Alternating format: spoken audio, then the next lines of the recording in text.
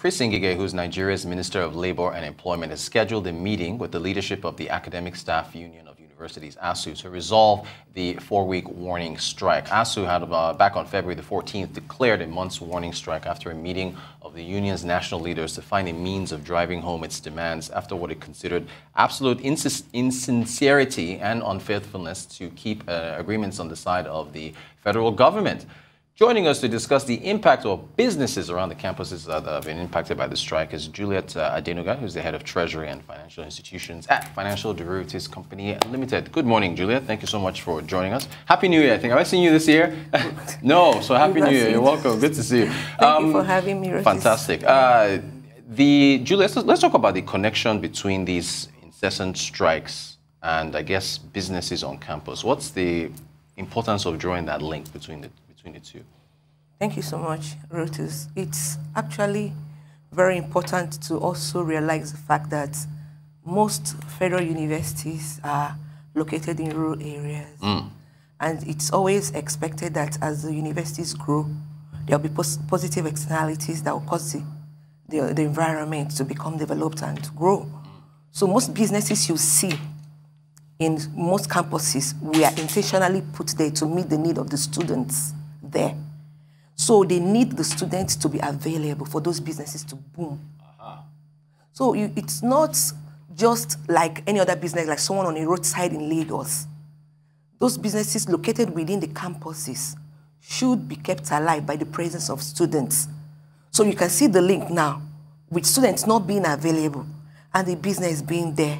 How will its lifespan be sustained? Right. How is it going to make profit? How is it going to have to recruit back? How will the business thrive? So it's very ideal that that understanding be clear, that those businesses are strictly there for the students and they can only thrive if the students are there. So when there are in-season strike actions, those businesses get bashed and affected so negatively. Right, well, that was my next obvious question. So with this latest strike now, that the impact is, of course, going to be bad on them. It was really bad in 2020 when there was a 10-month strike.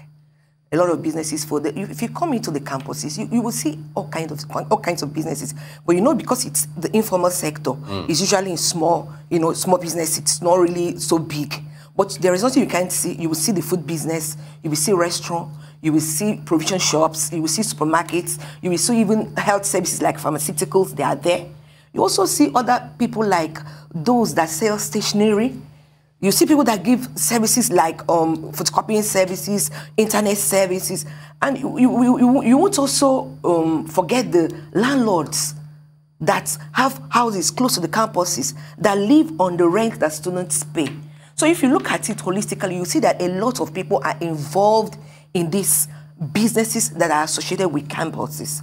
And for those businesses to thrive, those students have to be there. And now when there was a strike for a long period, okay, someone that is a provision seller, at a point, those things begin to expire. So not only are you not able to sell, even when they resumed, you won't be able to sell. So there is that massive loss. Some people went into debt. Right. Now, people like tricycle operators, campus shuttle buses, and cabs stopped entirely. So you see someone that maybe was making about 5,000 a day going to as low as 500 naira. And that's the source of income for the family to eat, to send the children to school. So you see, it's like a trickle and it's connected, leading to more poverty-stricken situation for those business owners, and then leading to things like malnourishment, no food to eat, and then tending to encourage crime. Because those businesses also, they employ handy people. You see sales girls, you see people people like masons that have to attend to something. Sometimes you see electricians. Right. So you see that that is actually a way for the very poor and vulnerable to encounter economic opportunity. And if you deprive them of them, they must survive. They have to find a way to survive, even if they resort to criminal activities. Well said. It's a whole ecosystem that's being supported by these universities. So, look, we deal with this again and again, which is why I wanted to look at the impact on businesses. What's the solution? How can ASUU and the federal government fix their I think that it's not agreements and promises that are not fulfilled that will take the lecturers back to the classroom. Okay. When you sign an agreement, you have to try. Even yesterday, Ngige was trying to make it clear to the federal government that you have to try and keep to your word in terms of timelines and meeting timelines. It is not when you make agreements and you have, kind of promises that we encourage people. These lecturers get to a point and they can't bear anymore. If you ask me, I think that the issue between lecturers, the ASUU and the federal government should be treated as an emergency, a national emergency. Right. Like what happened with when this, adulterated fuel was imported. Right. It was taken as a very key issue. It was attended to immediately and brought to order.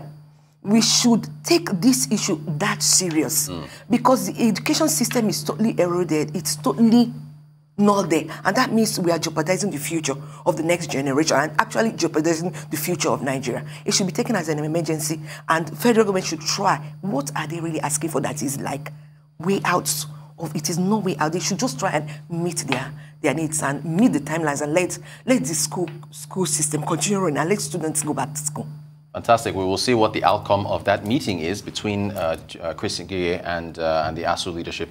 Juliet Adenuga, Head of Treasury, Financial Institutions at Financial Derivatives Company Limited. Thank you so much for joining us. Thank you for having me.